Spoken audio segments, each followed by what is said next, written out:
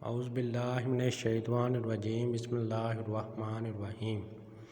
حضرت جنید بغدادی کے ساتھ دسترخوان پر ایک پرندہ کھانا کھایا کرتا تھا۔ حضرت جنید بغدادی رحمۃ اللہ علیہ کی خدمت میں کسی شخص نے تحفتاً کوئی پرندہ بھیجا، جس کو آپ نے قبول فرما لیا اور ایک مدت تک اپنے پاس رکھ کر اس پرندے کو رہا کر دیا۔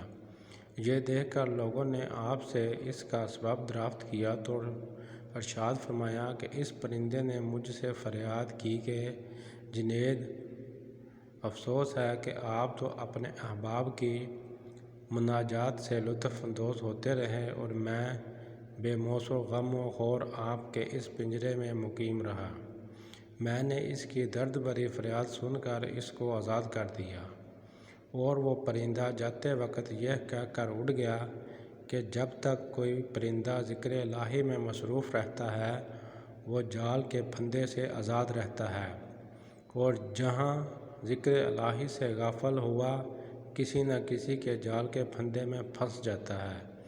میں تو بس ایک ہی مرتبہ ذکر سے غافل ہوا تھا کہ مجھے اس کی سزا میں پنجرے کی قید میں مقیم ہونا پڑا۔ ہائے افسوس! ان لوگوں کا کیا حال ہوگا جو اکثر اور بیشتر یاد الہی سے غافل رہتے ہیں۔ حضرت جنید بغدادی: میں آپ سے مستحق دعا وعدہ کرتا ہوں کہ اب کبھی ایسا نہ کروں گا۔ اس کے بعد کبھی کبھی وہ پرندہ حضرت جنید بغدادی کی زیارت کے لیے آتا اور دسترخوان پر ان کے ساتھ بیٹھ کر کھانا کھایا کرتا تھا۔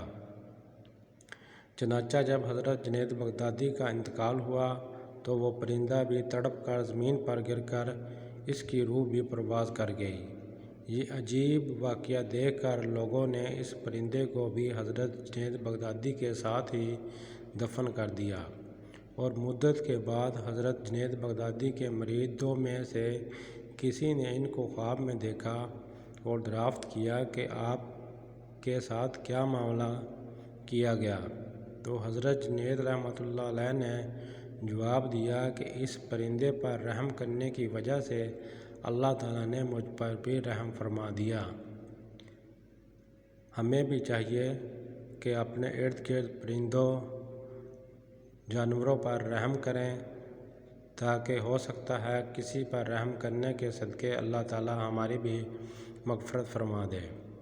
پلیز سبسکرائب مائی چینل اور اس ویڈیو کو صدقہ جاریہ سمجھ کر آگے شیئر کریں، اور جو بھائی ہمارے چینل پر نئے ہیں پلیز چینل سبسکرائب کریں۔ اللہ آپ سب کا حامی و ناصر۔